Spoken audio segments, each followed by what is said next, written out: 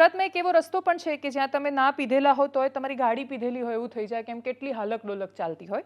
એ Rajkot Junagadh highway છે, Jetpur highway રાજકોટનો. ત્યાં એક સમિતિ છે, એણે ખૂબ વિરોધ કર્યો અને એણે કહ્યું કે રસ્તો નહીં તો ટોલ પણ નહીં. કૃષિ મંત્રી શિવરાજસિંહ ચૌહાણ આવેલા હતા, ગીર આવ્યા હતા. એમાં પણ સમાચાર એ હતા કે પોતાની પત્નીને ભૂલી ગયા હતા અને પછી અડધે રસ્તે પહોંચ્યા અને યાદ આવ્યું કે પત્ની તો ત્યાં જ રહી ગયા છે. તો 22 ગાડીઓનો કાફલો પાછો ગયો અને પત્નીને લઈને આવ્યો, પણ એ બાય રોડ રાજકોટથી જુનાગઢ ગયા. તો એક કાર્યક્રમમાં જ્યારે બોલી રહ્યા હતા ત્યારે એમણે એવું કહ્યું કે કામ ચાલુ છે એટલે રસ્તો એ ખરાબ છે. સરકારના મંત્રી છે, ખાલી આટલું જ બોલી શકે. હકીકત એ છે કે રસ્તો અતિશય ખરાબ હાલતમાં છે ને વર્ષોથી કામ ચાલી રહ્યું છે. કામ જ્યારે કોઈ પણ કોન્ટ્રાક્ટરને કામ સોંપાય ત્યારે એની એક સમય સીમા નક્કી કરેલી હોય છે.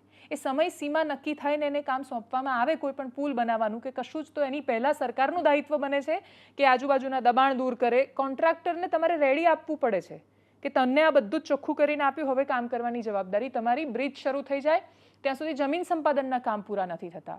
કચ્છમાં હું હમણાં જઈને આવી, ત્યાં પણ 1-2 પ્રોજેક્ટ એ રીતે જ અટવાયેલા છે. એટલે કામ શરૂ થઈ જાય પછી એ પુલ પૂરો જ ન થાય. શરૂ થઈ ગયા પછી યાદ આવે કે અચ્છા ગાંધીધામ છે તો એમાં તો આ પ્રોબ્લેમ છે કે આ શહેરના નામે હતું જ નહીં, અહીંયા તો કે જમીન સંપાદન બાકી છે.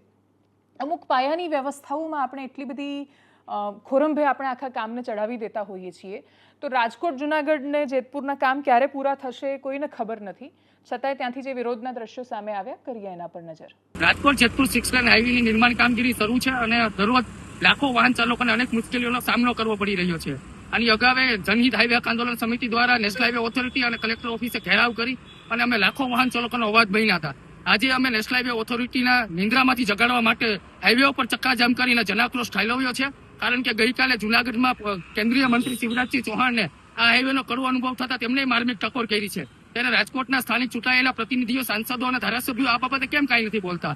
દરરોજ કલાકોનો ટ્રાફિક ચક્કાજામ, અકસ્માતોની હારમાળા, બિનકાયદેસર ટોલ વસૂલાત અને જ્યાં જોવો ત્યાં ખાડાઓ. દરરોજ આ રીતના અનેક પ્રકારની વાહન ચાલકોને રાજકોટ અને જેતપુર હાઈવેનું નામ સાંભળતા જ માથાનો દુખાવો શરૂ થાય. તેમ છતાં તંત્ર, કલેક્ટર તંત્ર, નેશનલ હાઈવે ઓથોરિટી માત્ર ફોટો સેશન કરે, કોઈ જાતનું ગ્રાઉન્ડ ઉપર વાહન ચાલકોને કોઈ ફાયદો નથી. ખૂબ જ શરમજનક બાબત કહેવાય. રાજકોટ જેતપુર હાઈવે ઉપર પૂરો તમે 100-150 કિલો ટોલ વસૂલો તો જામનગર અમૃતસર ભારતમાલા હાઈવે ઉપર બિસ્માર રસ્તાને લીધે તમે ત્યાં ટોલ વસૂલાત સ્થગિત કરતા હોય તો આ હાઈવે ઉપર શા માટે નહીં? સંપૂર્ણપણે આ બંને ટોલ પ્લાઝાઓ બિનકાયદેસર છે. આજે અમે હાઈવે ઉપર ચક્કાજામ કરી અને અમે અમારો વિરોધ દર્શાવ્યો છે. આવનારા સમયની અંદર ટોલ પ્લાઝા ઉપર અમારા કોંગ્રેસના પ્રદેશના નેતાઓ સાથે વિરોધ કરવાના છે. જ્યાં સુધી રોડ નહીં ત્યાં સુધી ટોલ નહીં. આ સૂત્ર અમે સાર્થક કરીને રહેવાના છે.